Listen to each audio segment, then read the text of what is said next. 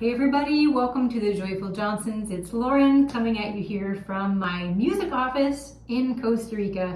And I wanted to touch on a topic that we get asked a lot. It's probably one of our top 3 questions about living in Costa Rica, and that is, how do you homeschool in Costa Rica? So in today's video, we're going to touch on our family, what we do for homeschooling, what other families we know who live here in Costa Rica do about homeschooling, and what the laws are about it in Costa Rica. So thank you guys for watching. If you're new to our channel, welcome. Please make sure that you subscribe and like this video for more living in Costa Rica, travel to Costa Rica fun, particularly with kids. So my name's Lauren. I am currently 32 years old, and my family has lived in Costa Rica for a year and a half, just over a year and a half. We live in the province of Guanacaste, and we're about 30 minutes south of Tamarindo. We live in a very small, tranquilo town. It's beautiful. And we have a home that just finished building.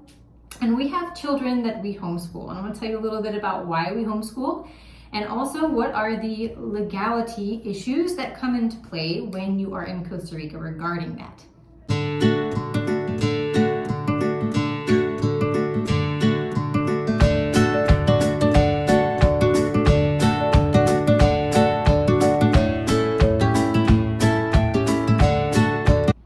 So we are on a tourist visa here in Costa Rica. We get 90 days to stay in the country. So every 90 days we do have to leave Costa Rica and then re-enter.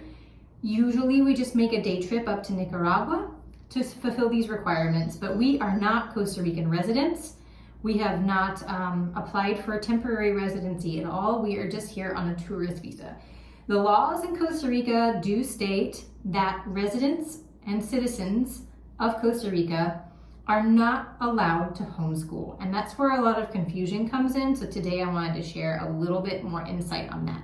So if you are living here on a tourist visa, like my family is, it is 100% legal for us to homeschool our children. We are from Texas in the United States, and their homeschooling is 100% legal. We are still legal residents of Texas in the United States, and so we homeschool. And through there, it works just fine.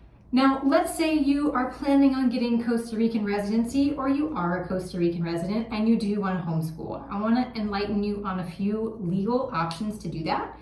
I'll share with you the information that I have from one of my piano students. They are Costa Ricans, they were born here, their families are from here, and they homeschool.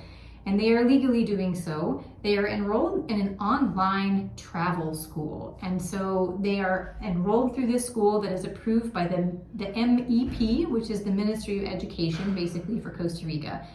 And they do online school, and that is totally legal and totally great for them, and they are Costa Rican residents. So that is an option, but there is a ton of paperwork that you have to do. A lot of red tape and follow-up appointments and things for the government to make sure that your children are learning what they think that they need to be learning. So just know that that is an option. My family is not currently looking at doing Costa Rican residency at this time, simply because it is too expensive. So for now, we're going to stay here living full-time on our tourist visa and just leave and come back every 90 days.